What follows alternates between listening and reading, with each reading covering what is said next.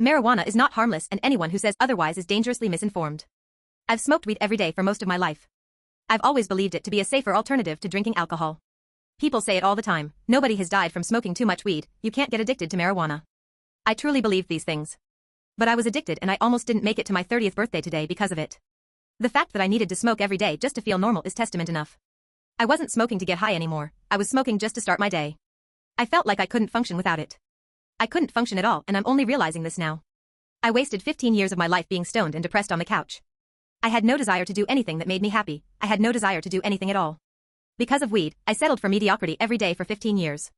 So much of my life, wasted. Then I got really sick, vomiting and nausea for 2 weeks. I lost 20 pounds in that time. The doctors told me to stop smoking, and I didn't listen. It can't be the weed, I thought.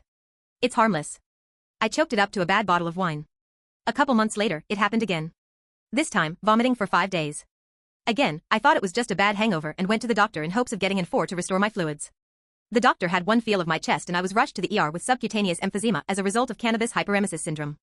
Essentially, I had so much THC built up in my tissues from years of use, it was starting to seep into my digestive tract and it was making me sick. The extreme vomiting that resulted caused me to tear my esophagus, which meant air was getting into my chest cavity. The doctor said that my x-rays showed so much air in my chest that another day or 2 of vomiting could have resulted in my heart exploding. On my nephew's first birthday, a week before my 30th. To think of what I could have done to my friends and family breaks my heart. CHS seems to affect some heavy smokers and not others. Doctors don't seem to know why, but what my doctor did tell me is I was incredibly lucky to have stopped vomiting when I did. He also told me that nowadays, with weed being legal and THC concentrations being so high, most of the cases of nausea and vomiting that come into the ER is related to marijuana use.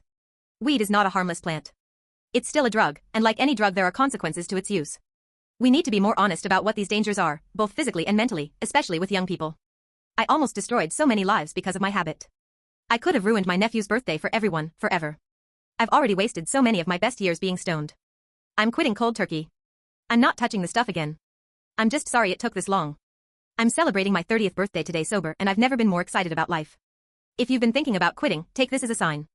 Don't let yourself waste away like I did. Edit, Jesus fucking Christ. I came here as an addict to admit I have a problem with weed. The problem is mine, and yet so many of you think you can tell me what I've been through. I don't care if you love weed or if it helped you, it didn't help me. It was ruining my life. I'm glad I got rid of it and I'm happy to share my story. Call me lazy, call me a liar, say I'm looking for attention, it doesn't matter.